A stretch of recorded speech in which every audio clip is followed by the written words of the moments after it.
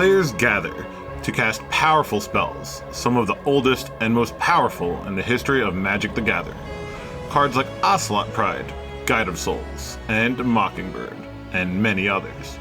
Battling head-to-head in brutal combat, they all have one thing in common: to uphold their legacy and the search for eternal glory.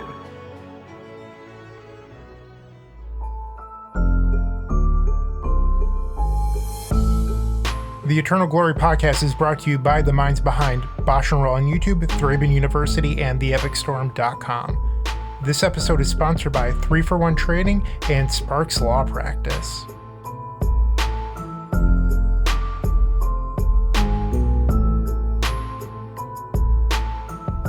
Hello, and welcome to episode 131 of the Eternal Glory podcast, Lurking Predators.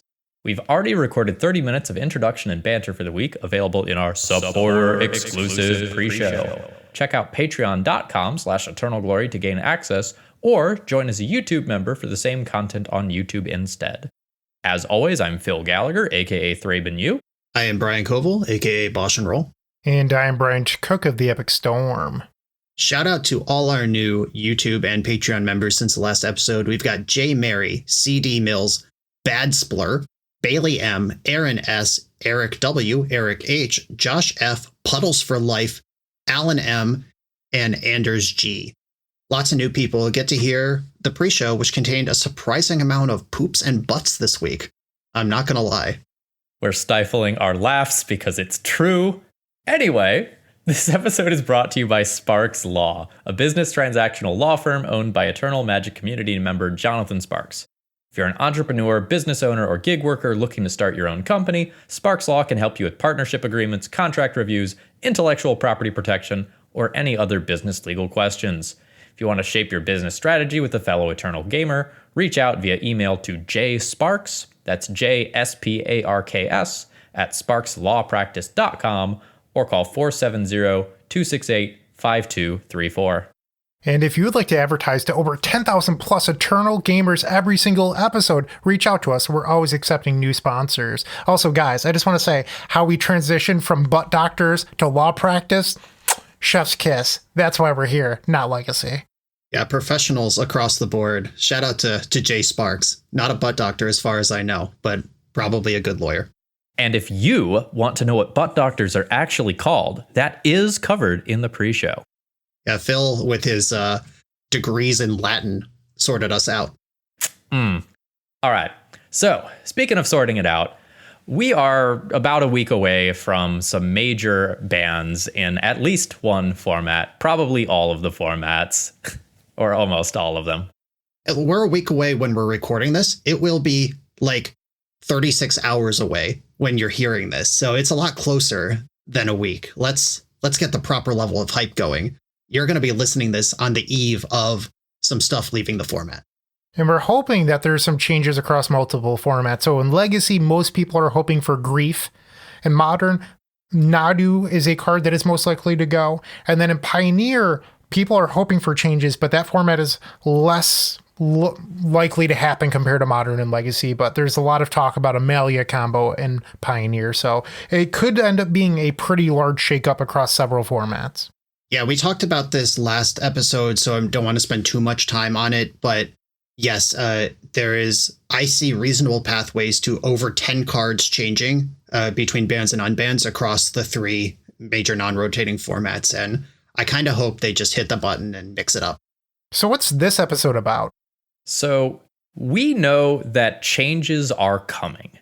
And when you get bannings, things that previously weren't viable often become more viable. If you are working really hard to keep up with things like Psychic Frog and Grief and Eldrazi right now, if you don't have to focus on maybe Psychic Frog and Grief, and you only need to focus on Eldrazi and the normal stuff you would expect in the metagame, you've got more room to fight. You have more room to dedicate tools elsewhere. And so I want to highlight some things that I have seen in leagues, in challenge results, that might be worth experimenting with. Yeah, agreed. I've been seeing some weird stuff pop up in spite of the Grief. That's one of the great things about Magic Online leagues is that the stakes are so low that you can afford to just play a deck that you're excited about and just get washed by Rescaminator and still go 4-1 and profit on the league, and it's fine. Even going 3-2 is still profitable. Leagues are really generous places to play competitive Magic. And I have queued into most of the decks that Phil has listed here, and I even added a couple of my own. And there's some exciting stuff just waiting under the surface here. Before we get too far in, I would like to say, I've seen it come up in Reddit and Twitter and a few other places recently that Legacy might be getting better because we are seeing more of these fringe decks popping up that we're going to talk about in today's episode. But I'm not sure if that's actually accurate. When Blue-Black Rescaminator was on top of the format, above 50% on MTG Goldfish, we were preparing for the Legacy Showcase qualifier on Magic Online, where there's playoff tournaments so that way you can secure a spot into these 32-person tournaments.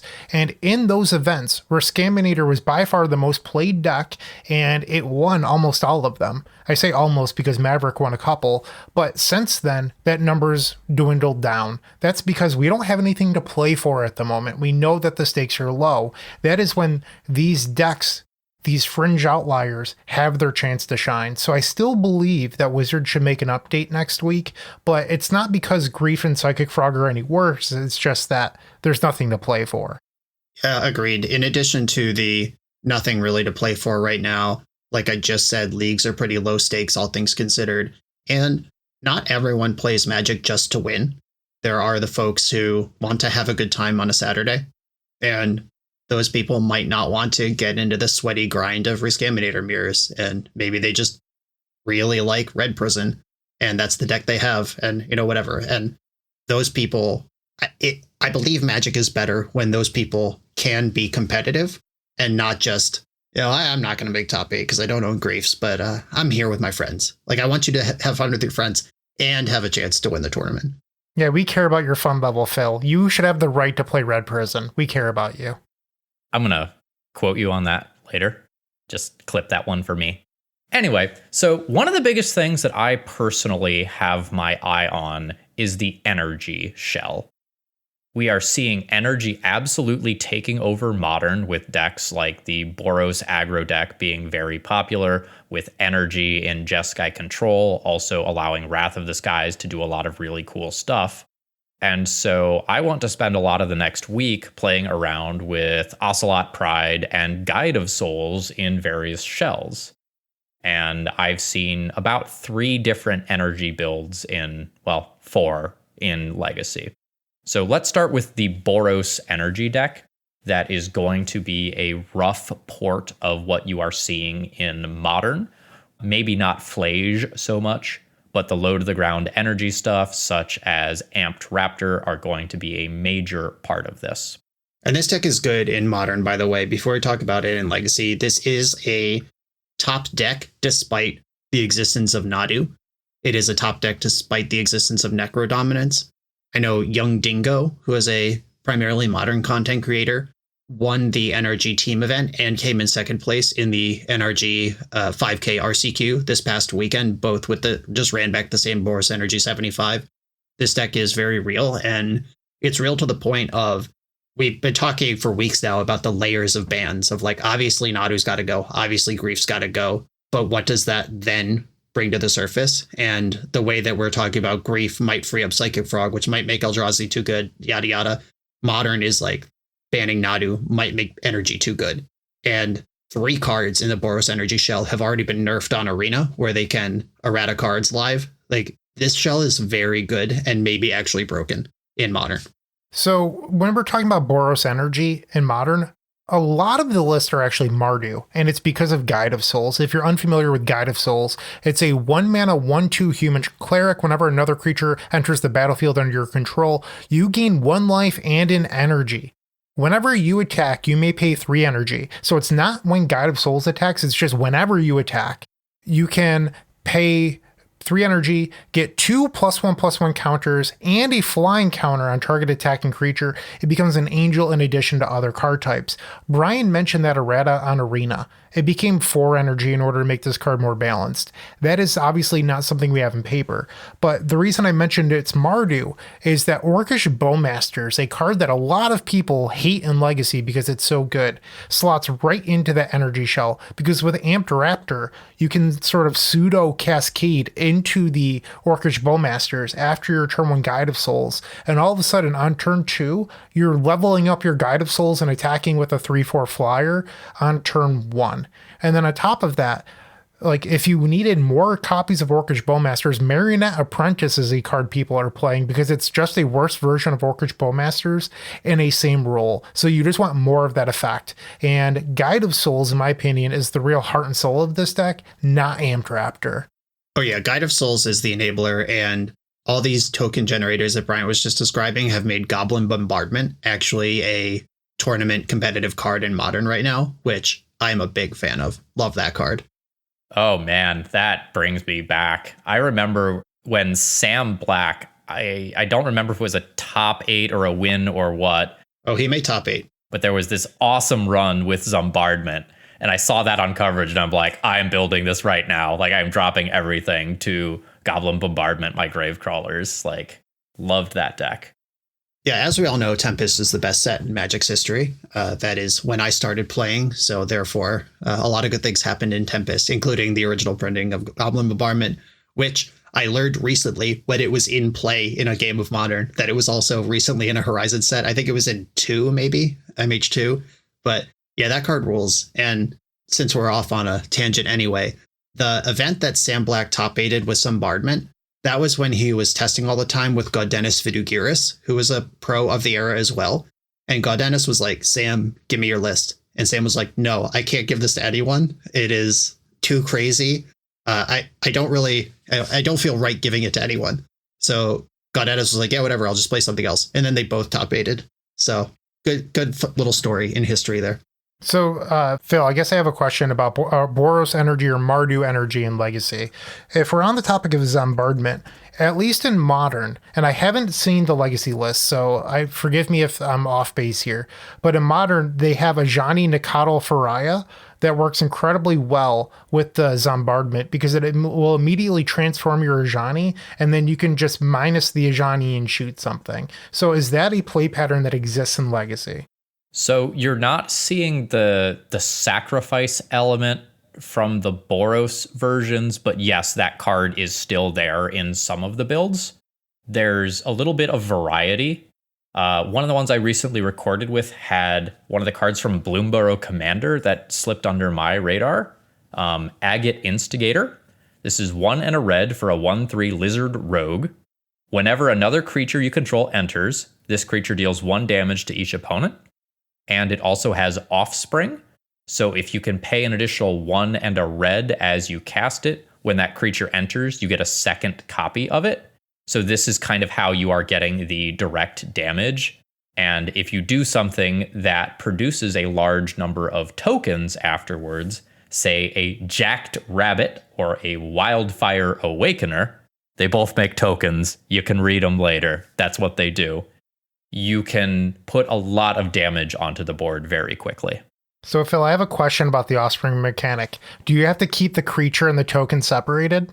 You've got to keep them separated. There we go. Now. Great work. So I actually didn't know about this Agate Instigator until Phil just mentioned it. And it seems like a sicko. Like, Impact Tremors is a $1.50 common because of how popular that effect is. And that's a 1 in a red enchantment that has the same words on it as Agate Instigator, except it doesn't have power and toughness. It doesn't make a second one if you're flooding out. So big upgrade for sickos who like putting creatures into play. Also, it's surprising how annoying a booty of 3 is in Legacy. It stops a lot of smaller attackers from getting through for chip damage. You know, your Orcish Bowmasters, your Orc tokens, those sorts of things just don't get free attacks anymore against that. And that adds up. And You've probably seen like Ocelot Pride, I have 70 cat pictures on the internet. Those don't happen if you're playing the instigator because your opponent just dies. Yeah, them being just dead is pretty fire. And the offspring is a token, which Ocelot Pride would copy if you have the city's blessing. And this scales pretty fast. I'm excited about it.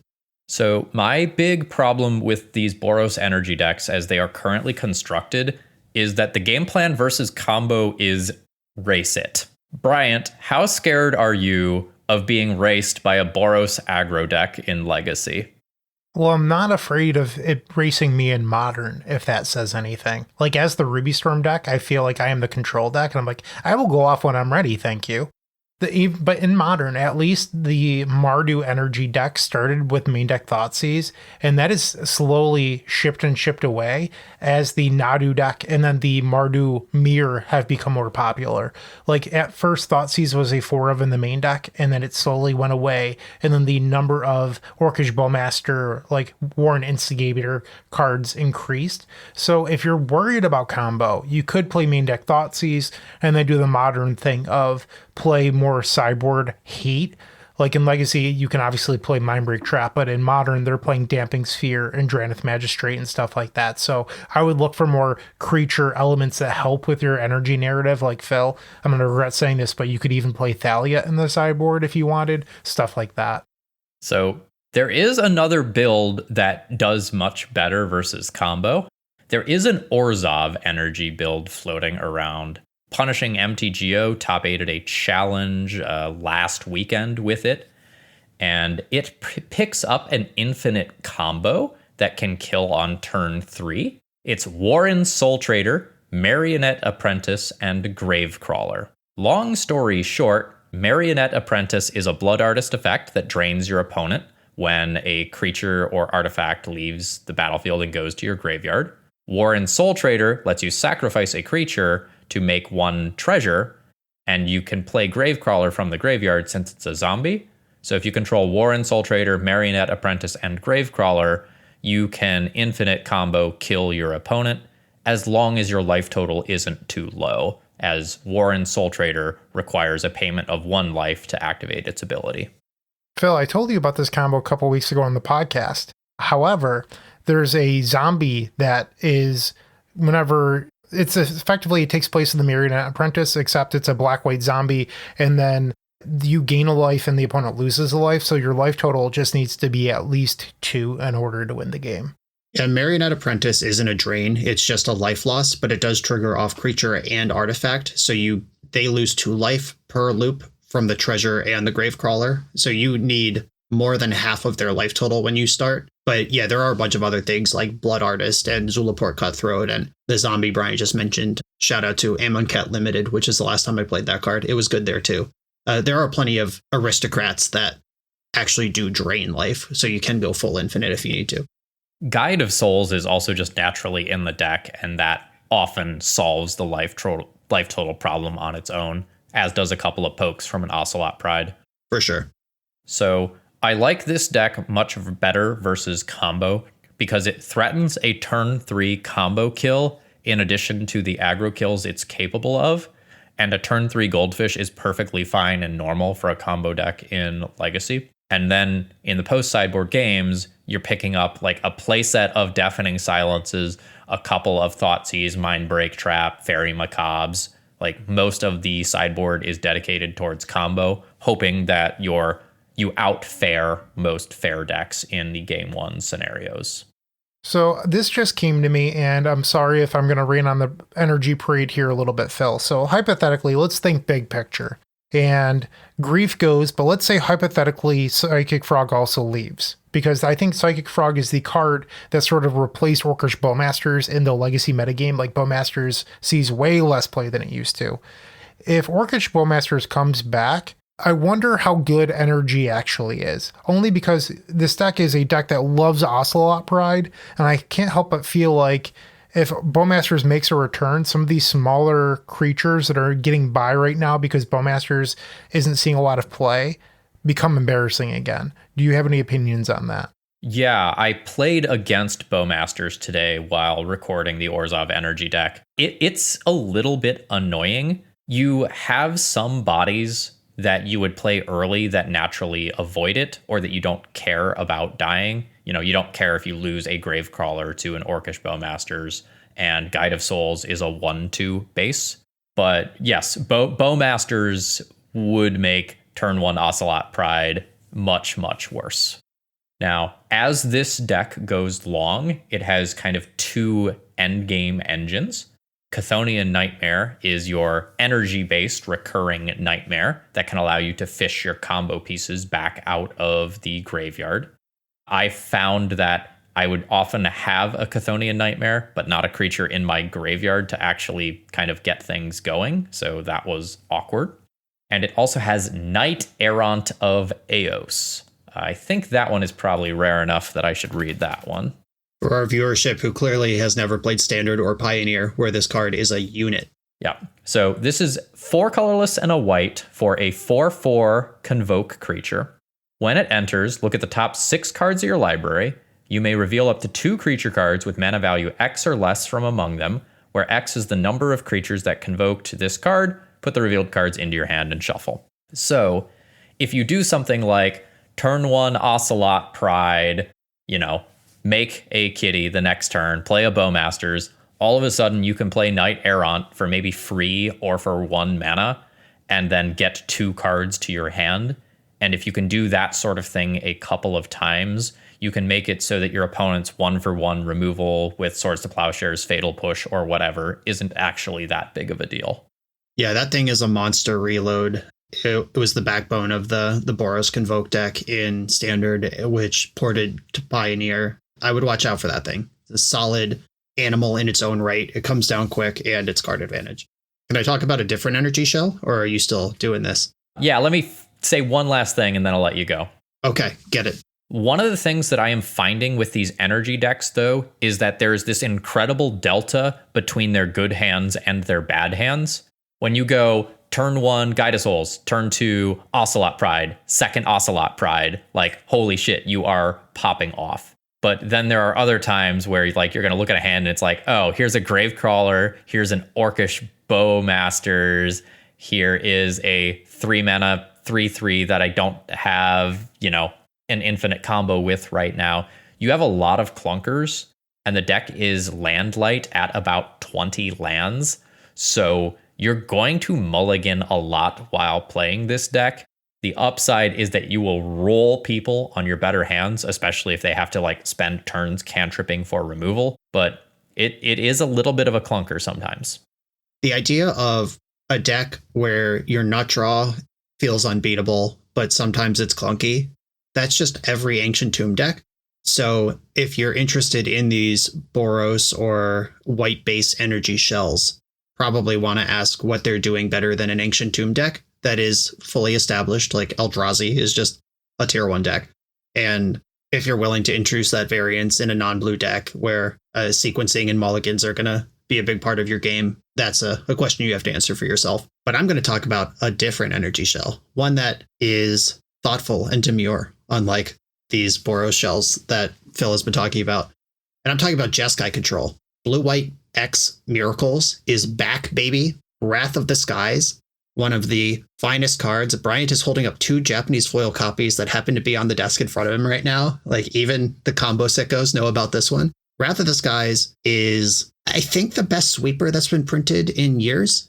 I didn't check this against Gryfall. I believe it's the best one since Terminus. Right, and it is strictly different than Terminus. I'm not going to say Terminus or Wrath of the Skies are better, but I've played a lot of decks with Terminus, and the problems that Terminus doesn't solve, Wrath of the Skies makes a mockery of, and this is a build around good level card. Wrath of the Skies, should probably read this. We read it in our preview episodes because it was obviously going to be great. Okay, X white sorcery. You get X energy.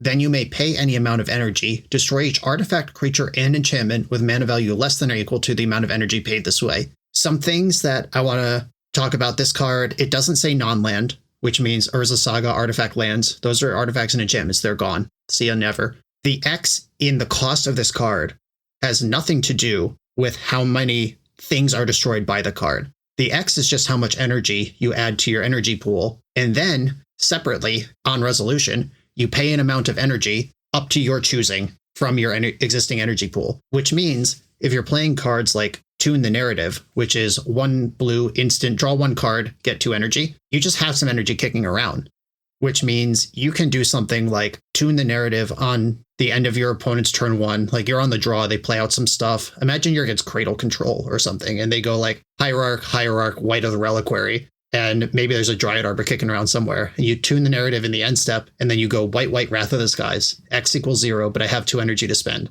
That game is over. Same thing against a deck like Painter Servant. They play out a Saga, they have a Painter, they got a Soul Guide Lantern, a Mox Opal, just whatever.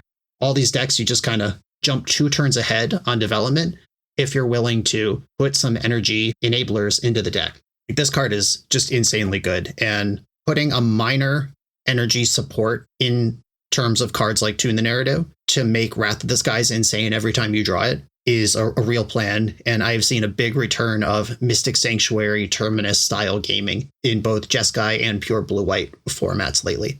Well, those decks desperately needed an answer to Urza Saga, and then they were gifted, as I mentioned, the best sweeper since Terminus, in my opinion. And I think Brian mentioned it, like, Wrath of the Skies is not just a control card. I think that this card is just, like, generically a fantastic Magic card, which is why I bought a set. Like, I really do like this card, and I think that it's got some real legs. And I'm glad that Brian pointed out the difference between the energy paid and the amount that you actually end up using, because you could pay 7 and then only use 3 and then store that 4 energy for later on in the game for your second copy of Wrath of the Skies.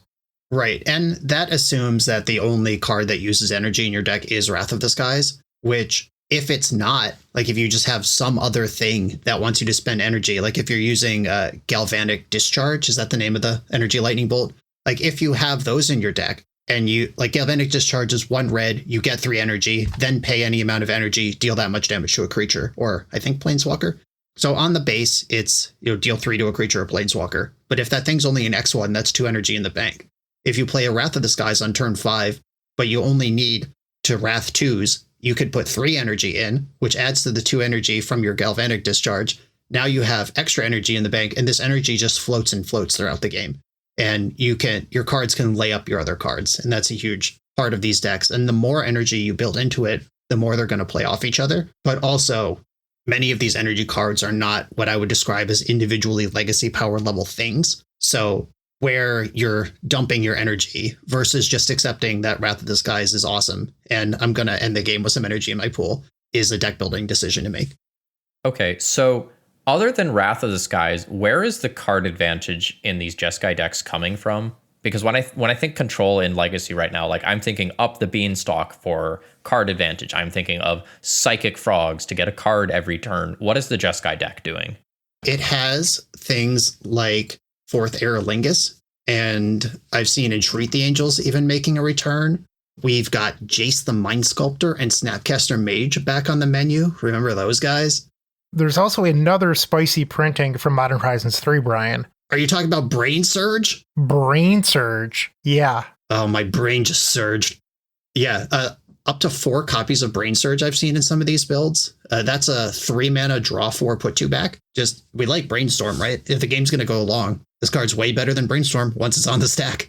So how good is that card? My experience with that card is largely Honorog's tweets. So, I mean, it's as good as you build your deck to make it, because if you're trying to play a, like 18, 19 land Delver strategy built on Ponder and Brainstorm as part of your mana base kind of thing, and just the cantrips are just there to find a spell when I need a spell and find a land when I need a land, it's probably not going to be any good. But if you're playing a deck with something like 3 Terminus, 3 Wrath of the Skies, 4 Swords to Plowshares, 4 Force of Will, I'm looking at a tweet from Callum Whiteface's Cloud Goat Ranger Smith right now, host of the Everyday Eternal podcast, who washed me and Tony Scapone. We were doing a co-stream together, and we paired it to Callum with this deck. His list has all those things I just mentioned: Counterspell, Stern Scolding, Spell Snare, 2 Snapcaster Mages, 1 Entreat the Angels. And almost every slot in this deck is dedicated to making the game last longer. And I love these decks where you get to 7, 8, 9 lands in play, sometimes you run out of fetchables before your opponent runs out of threats. And I have won with this style of deck by decking Delver. You just kill every single thing they play. You have more removal spells and counter spells than they have cards that deal damage in their deck. And that style of gaming's been gone for a while. In a deck like that, where you reach stability at like 4 or 5 mana and you just need something to do, or you need to answer that one last Dragon's Rage channeler that's still poking, Brain Surge is awesome. I'd also just like to mention, like, when was the last time you even thought about playing Jace the Mind Sculptor? Like, a card that used to be the face of Magic the Gathering has been unplayable since 2019. I'm sorry, Anurag, you're probably going to hear that and be upset, but it's just true. And so, like, I was really surprised to see Jace the Mind Sculptor again. Yeah, and that might not even be the best finisher. Like, we have access to 4th Aerlingus and Comet Stellar Pup and all these other things that we could do at the same mana value or more fluctuating mana value. But the fact that Jace is even being explored is exciting to me. Okay, so another thing that I saw pop up was there was a challenge top 8 by a mono white initiative deck list that was also using the Ocelot Pride Guide of Souls shell. And this was very surprising to me because I largely consider the initiative mechanic unplayable in Legacy right now. There have been multiple time periods over the last few years where the initiative was one of the more oppressive things to be doing in Legacy, and it just kind of often felt hopeless from the other side of the battlefield to keep up with things like turn 1 White Plume Adventurer. But now we live in a world of evasive Troll of Khazad-dûm, evasive Grief, evasive Psychic Frog, Orcish Bowmaster's End of Turn producing 2 bodies. And it's just so easy for your opponent to take the initiative right now. Or, heaven forbid, reanimate your initiative creature that I just stripped from your hand. You don't even get the initiative. You never even pretended you had it. Forget an evasive creature. That is mine. Yeah, so I consider this a very, very risky mechanic to be putting into play or even into your deck right now. But maybe Grief leaves the format. Maybe initiative comes back a little bit. The Ancient Tomb gamers right now are largely on the Eldrazi train just because that deck is relatively powerful and consistent and can really blow out people, especially if they don't know what to play around. Maybe initiative can come back.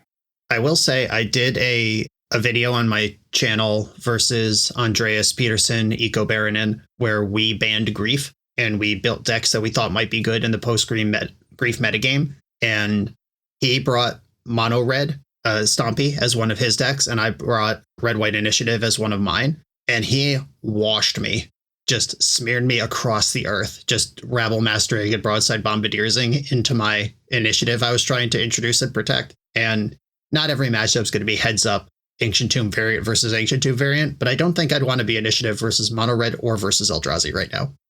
That makes a lot of sense. One thought that I do have is when you look at Mono Red right now, a lot of lists are dropping the prison elements. Also, shout out to you, dropping prison elements, big fan. And instead they're playing Vexing Bauble. You could look at building Mono White Initiative with Vexing Bauble to slow the game down long enough for your initiative creatures to overtake some of that early game stuff. Just a thought. Also, don't play Vexing Bauble or any other prison pieces. It's probably bad for your health. In Fury and Solitude were big parts of protecting the initiative, though. Those were core components of those decks, like resolve the initiative creature, your opponent kills it, tries to attack, you Solitude that, and then you just sit on the initiative for 2 or 3 turns and get back in, was a big play pattern. So I don't even know if Vexing Bauble is what those decks are looking for. That's a good point. So Vexing Bauble is nice as a turn 1 play that you can do off something like a basic mountain to set up for resolving your haymakers on following turns through Daze, Force of Will, things of that general nature. It's slightly awkward when you are paired against an opposing creature deck where your Furies matter a lot. But generally speaking, I was very happy playing Vexing Bauble in the red Stompy shells. Yep. And like I said, I just did a collaboration with Tony Scapone where we played the Epic Gamble, which has something like 13 or 15 zero-cost spells in it and plays 4 Vexing Bauble. So clearly you can build your deck or set up play patterns where you bauble them for a while, then you draw a card and do what you want to do. Maybe Initiative can get a taste of that action too. What I've seen a lot of when I've played Legacy Leagues recently for content is Tamiyo Inquisitive Student decks. And that's a card that I think it's safe to say all three of us were a little low on. And then we've sort of slowly been like, okay, this isn't that bad. Tamiyo flipping, and then the +1 isn't as bad as I originally thought. Like I recorded I've recorded 2 Elves videos since Modern Horizons 3. And let me tell you, Tamiyo against Elves felt downright disgusting. I was just like, all of my creatures suck. Why am I playing creatures right now? Like this is so bad. And then on top of that, Empty the Warrens doesn't feel safe versus blue decks anymore. And that's not something I like. Like Empty the Warrens was already really low percentage usage, and now the fact that it's not good versus fair blue, just I don't know. Empty the Warrens might be getting to the point where it should be cut because Tamiyo is that good and it's so easy to flip it.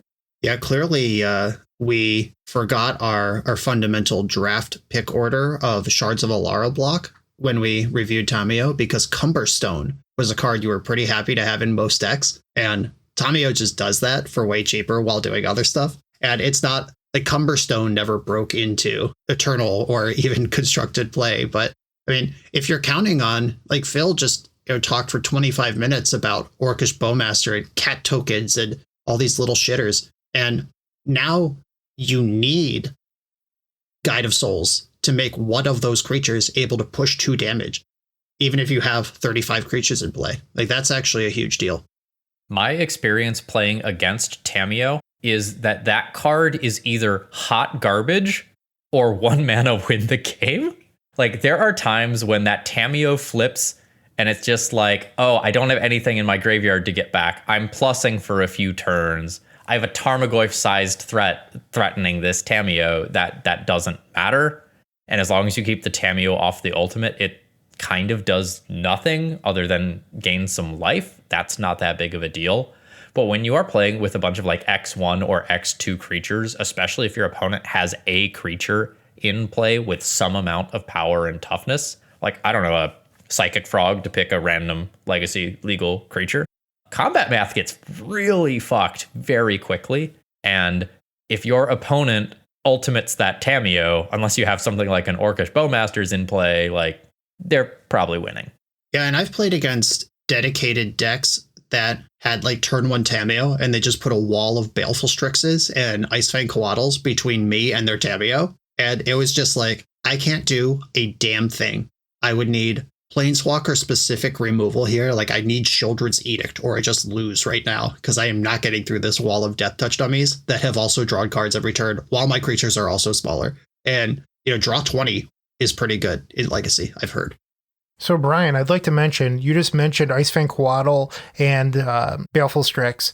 There was complaints 6 months ago that those cards were unplayable and that those creatures were defining aspects of Legacy, and that Orcish Bowmasters pushed out Legacy's identity for control decks. And now you're saying that they're back. So that's kind of surprising to me. I haven't run into too many of those personally, but there are some pros and some cons here I just want to mention of like Psychic Frog being so good that it's pushed out Bowmasters. And I am someone that does think that Psychic Frog should probably leave the format, but I'm sure that those people are happy that they get to play their flying Death Touch birds again. Yeah, and we talked about this already a couple decks ago in this episode, that Bowmaster is kind of at an all-time low right now because it doesn't line up well against Psychic Frog, which is what the format's actually about at this moment. And yeah, right now, if the format's about Psychic Frog, which means Bowmaster's out, then Baleful Strix looks amazing, because that thing gets right in the way of Psychic Frog. No amount of discarding or jumping is going to stop that. So we are in kind of a cool little yo-yo squeeze rock, paper, sisters? Rock, paper, sisters? Is that how the game works? Rock, paper, soul sisters. What's wrong with your sister? Is that new deck that gains life? Why does your sister hate paper? That's weird. I'm not going to hit your sister with a rock. Stop asking me. But yeah, so rock, paper, scissors of playable 2-drops is kind of fun. Unfortunately, one of them is almost certainly broken, and one of them is oppressive if unbroken, and one of them is one of the best designed creatures of all time. And I wouldn't mind getting Legacy back to a point where Baleful Strix is just a thing you can hang your hat on. Right now, we're in kind of a double jeopardy situation where Baleful Strix does get to thrive. So if you are building, say, a slower bug deck that actually has the ability to crack the clues that Tamiyo is making, that's a surprisingly good end game. So just like on turn one, especially if you're on the play, you just slam a Tamiyo. You maybe attack, get 2 or 3 clues sitting on board before you transform Tamiyo. If your opponent doesn't want you accruing the clues, they fire off a removal spell at it. You brainstorm in response, and then you have flipped your Tamiyo, fizzling the removal spell. And there's actually a lot of play around Tamiyo. You could get even cuter than that. Attack with your Tamiyo, make your clue, no blocks. Oh, here is a Yuriko or an Ingenious Infiltrator, and now I'm drawing cards off of that, cards that'll feed into my Psychic Frog. There's a lot of neat deck building that can happen right now. Yeah, I think Tamiyo is really good in decks that it's a damned if you do, damned if you don't. Like, you don't really want Tamiyo just running away. You don't really want them to untap and be representing Brainstorm to flip her for the rest of the game. But you also know that their deck contains something like Psychic Frog or like Stoneforge Mystic, or something you'd rather use your removal spell on. I don't like Tamiyo just being a 3 of in a creatureless control deck. I think that's bad, and that's just turning on removal spells versus decks like that. But if Tamiyo puts them in a spot where it's this or it's the next thing, and the longer you try to hold out for the next thing, I'm going to draw cards off Tamiyo, that's actually, I think, good deck building. So if you wanted to try any of these new cards, where could we get them, Phil? How about 3-for-1 Trading, one of Europe's leading Magic the Gathering traders? Their online shop has a fantastic selection of high-end Magic cards, especially for vintage, legacy, and old-school players. You can find them at shop.3for1trading.com or visit their booth at major events. They run weekly sales, and new, individually scanned high-end cards are available every Wednesday. Use code ETERNALGLORY to get our community-exclusive offer of free worldwide shipping on your first order over $500 and experience their world-class customer service and exact grading for yourself. Gentlemen, there's another card from Modern Horizons 3 that's seeing a lot of legacy play that we have not even spoken a word of yet in this episode. Nadu Winged Wisdom. There's these builds that are running around that play the Nomad from Cephalid Breakfast and Nadu. There's not even any Shukos in the deck. And then typically they have either like Living Wish or Green Sun Zenith in them. And you don't even have to play a Thassa's Oracle in the main if you're running the Living Wish build, which I think is pretty interesting because you don't have a dead card in there. You can also just do endurance loops and pass the turn with 4 Force of Wills in your hand every game and a bunch of mana. So it's pretty interesting. What do you think of these decks in Legacy? I think they rule. This is what I want to do. If I could pay 1 green and blue for a creature that draws me cards and has reasonable stats, that's the kind of Magic I want to be playing. And I'm also just a complete sucker for combo control. And Nadu just does all of those things. And I have enjoyed playing Nadu on my channel and in my real life Legacy tournaments, where there's this whole spectrum of you could just have it in Stoneblade, like a banned Stoneblade deck, and it's a value thing. You have like 1 Shuko you could tutor for off the Stoneforge Mystic, or you could just like activate Umezawa's Jitte targeting Nadu and also draw a card. Like there's this really slow value build, and then all the way at the other end, there's these crazy Thassa's Oracle zoom builds. And I think the builds like we're talking about now with Living Wish and no Shukos dedicated to the Nadu thing. You could Living Wish for Cavern of Souls to resolve your Nadu. These decks are very good, and they're in a place where I would be really excited to try them. I know Michael Mapson just won a Buffalo Chicken Dip Legacy tournament last weekend with Nadu, and Brady Monroe, I believe, also top 8 of that event with Nadu. And this is while Grief's still legal. Like, this is already viable, and if some of the stuff that's really going over the top of it gets clipped out, this is an exciting place to go. I think Nadu is very, very strong in Legacy. I've played this Living Wish build. I played another kind of bug Nadu mid-range build, and it was surprising to me how many of my games where I felt like I just had below average draws, I was still winning because I just mid-ranged so hard. It turns out if you start on Delighted Halfling into Grist or something like that, or Delighted Halfling into Nadu, your opponent ends up hemorrhaging cards to deal with your initial things that you are presenting. And then you just grind more value. You play your Bowmasters, kind of whatever you want to be doing. and you will just win a lot of games without even thinking about attempting the combo. I went to SEG Baltimore, and Friday after I scrubbed out, I watched my good friend Devin Riley play Nadu in Cephalid Breakfast, and I was sort of not a big fan of watching Devin's builds prior to that event. Well, Devin added in 4 Delighted Halfling into a Cephalid Breakfast build. So Delighted Halfling makes your Nadu uncounterable, and I was like, okay, well that makes a lot of sense. It also gives you an extra body for the Nadu, because I felt like one of the problems with the Cephalid Breakfast builds is you don't actually have a lot of creatures to Nadu trigger on, and adding in the Hierarch sort of solved that. And so I was watching Devin, and he won so many games just by being the Nadu deck. Like, okay, I have Nadu, I have Nomads, I'll draw 6 cards on my turn, I'll pass on your turn, I'll draw 6 cards, and now I'll untap and I could combo kill you, or I can just play a bunch of stuff. And that sort of play pattern was incredibly impressive. And I think having the Hierarch effect in the deck really changed my perspective on Cephalid Breakfast featuring Nadu. So I know we're talking about dedicated Nadu decks right now, but I think Cephalid Breakfast got a huge boost as well, and I wouldn't be surprised to see Cephalid Breakfast as one of the top decks in a post-grief world. Right, and 2 important things on that. Like right now, graveyard hate is high. People are main decking 2 or 3 Nile Spell Bombs. That's a tough crowd for Cephalid Breakfast to hang in. And Nadu gives it this other gear that doesn't use the graveyard. And also, we're expecting some number of cards to be banned where people don't need to main deck Nile Spellbomb anymore. So ban Cephalid Breakfast. I would be on the lookout for that, and just regular non-breakfast Nadu decks. Both of those are going to be good moving forward. And those are all the spice. This was kind of a spice corner. Shout out Joe Dyer.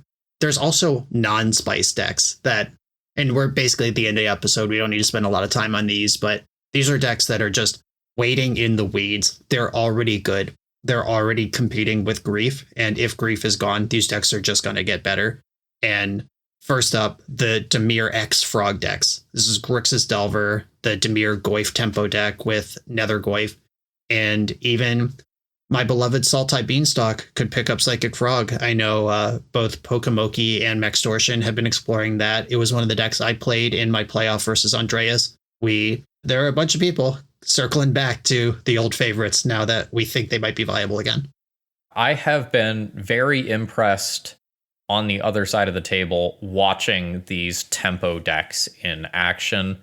My understanding is that Grief is kind of bad in the mirror and pseudo mirror situations.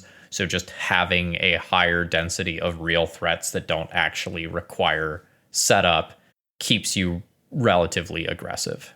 Yeah, and Nether Goyf is a serious creature. I'm reaching behind me because it's right here on the pile of cards I just bought. I have them. I'm ready. Nether Goyf. I had a game the other day where my opponent cast the same Nether Goyf 4 times without ever losing Delirium. They just churned through their deck so hard with Dragon's Rage Channeler and stuff, then the dust settled and they were able to just redeploy. I think I was playing like Pox or something that could only kill it 1 shot at a time. And it just kept coming back. And these decks, especially with the help of cantrips and Dragon's Rage Channeler, can keep that graveyard flush.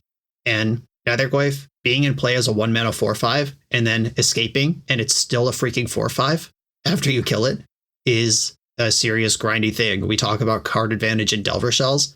Replaying the same card from your graveyard that already died once is card advantage. So watch out for Nether Goyf. That one is going to be part of the format as well.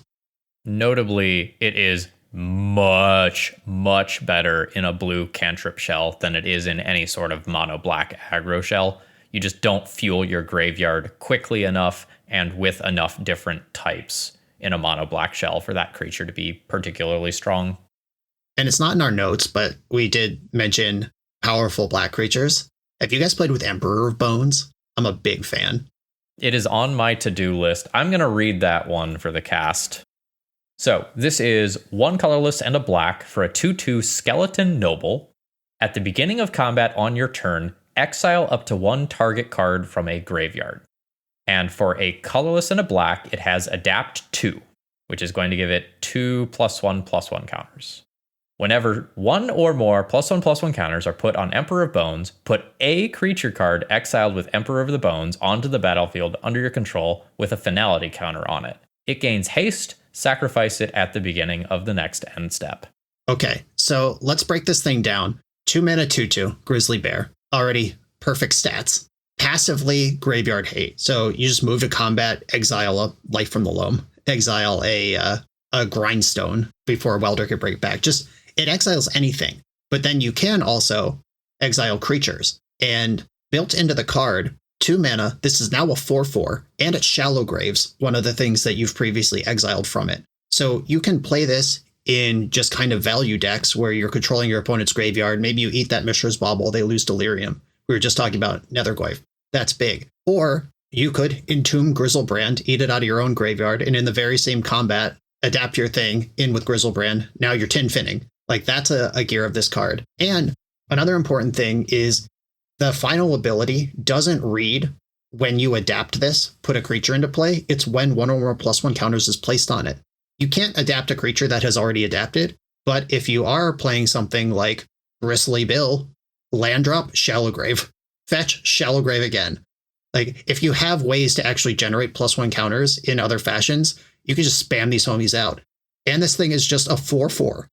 Like, I've had a bunch of games where I just resolve Emperor of Bones, I Shallow Grave one Troll of Khazad-dûm one time, 6-ball the opponent, and then the 4/4 just goes coast to coast after that. I love this card. I don't think it's going to replace Psychic Frog or Dauthi Voidwalk or anything in our Legacy format, but I think this card is genuinely sick. I have come across a decent number of even Death and Taxes lists that are playing this in the 2-drop slot. This is one that has been on a sticky note on my desktop for a couple of weeks. Like, record with this. This seems like it has so much potential. I've also found that it increases the playability of this card if you shout, "Welcome to the Bone Zone," every time you Shallow Grave a creature, and then attack for 4. All right, I'm going to write that down. Yeah, okay, good. It is essential. Another deck, frickin' Eldrazi. This deck's real good. Phil has already written a love letter to this on previous episodes. We know it's there. I have seen buzzing on Magic social media, which, tends to be hyperbolic, believe it or not. But I have heard the second Eldrazi winter is coming from Modern. Like, once Nadu's gone, there's a lot of concern about Eldrazi over there. And I've heard similar things said about Legacy, that Eldrazi might be over the line if Grief and Psychic Frog aren't there to push it back. Though I don't think that's necessarily true, first of all. And if it is true, if Eldrazi is good, once Grief leaves the format and we're not trying to fend off being turn 1 reanimated by a tempo deck anymore, we can start playing things like Blood Moon, Back to Basics, Harbinger of the Seas, and we could start to fight Eldrazi where they live, which is in their mana base. Brian, I have a pretty unpopular opinion here. And that is, if you look at decks from early Legacy, there were a lot more removal spells than there are these days. You would regularly see 8 removal spells in your, Tarmogoyf tempo decks. And these days, 4 Lightning Bolt is pretty stock. And then, you don't really even see 2 Chain Lightning anymore. The Grixis Delver Shell sometimes plays 1 to 2 Molten Collapse, but it's actually not that common. I believe that before people start getting hyperbolic about Eldrazi Winter and stuff, maybe they should just try playing more effing removal spells, because it's been so long since these blue mages had to play dedicated removal that wasn't Lightning Bolt that they're really upset that they have to play a Fatal Push or something else these days. Get over it. Play a couple more removal spells. It's not going to kill you, instead of playing 3 main deck Consign to Memory or whatever else you're doing. Adapt to the metagame. Well, Consign is good versus Eldrazi, okay, but not really my point here. Play some removal. I have 2 rebuttals. First is Archon of Cruelty is removal. Suck it. The other is I already was very excited about Wrath of the Skies and then ramping into it so you can sweep up 4 drops on turn 2. So we've covered that in the episode. Archon of Cruelty is the only removal spell blue decks need at this particular moment, which is why we need a damn ban update. So a deck that I mentioned, I believe it was 2 episodes ago, is I'm really high on Painter. I think if they don't ban Psychic Frog, it hits 3 of the 4 threats out of the Grixis Delver deck. Obviously, you can counterspell Force of Will with Pyroblast 2, but then the real nice thing is that Blood Moon just hoses Eldrazi by shutting down their mana base. I think Painter is going to be in a really, really good spot post-ban. And I know that we've mentioned other decks that are going to be, relatively good. I see Painter as like a top 3 deck post-ban if they don't hit Psychic Frog. Yeah. You know what is really fucking good against Painter that was already mentioned in this episode, though? Wrath of the Skies. Wrath of the Skies. Bow, bow, bow, bow. Hit the button. We might end up in this sort of like rock, paper, scissors metagame where the Painter decks are going to crap on Eldrazi and the Wrath of the Skies decks are going to crap on Painter. And Eldrazi is historically really good against control. We want rock, paper, scissors, or rock, paper, sisters if you're Brian. And like those are the things that we want out of the Legacy metagame. We don't want a top deck that just crushes everything else. Like that rotating formula is the goal. Right. And the cool thing about rock, paper, scissors in a format as deep as Legacy, like that can be tiresome in a small format like Standard, but rock, paper, scissors creates opening for like wrench, screwdriver, I don't know, name other like random objects that might be involved in this poking contest. I don't know what your sister's into, but any of these things could challenge her out of combat. And if the Eldrazi decks are worried about figuring out how to beat Painter, then that might cut slots that opens up a spot for a deck that we're not talking about right now. Like maybe Nadu walks into that hole. And then, once again, your sister, all of these things, if we have a healthy kind of equal powered rock, paper, scissors at the top, we have stuff we could do in the format. Phil's crying. I love it. We're going to get canceled for scissoring people's sisters at the end of this episode, aren't we? We usually save that for the pre-show. Join the Patreon. Thanks for listening.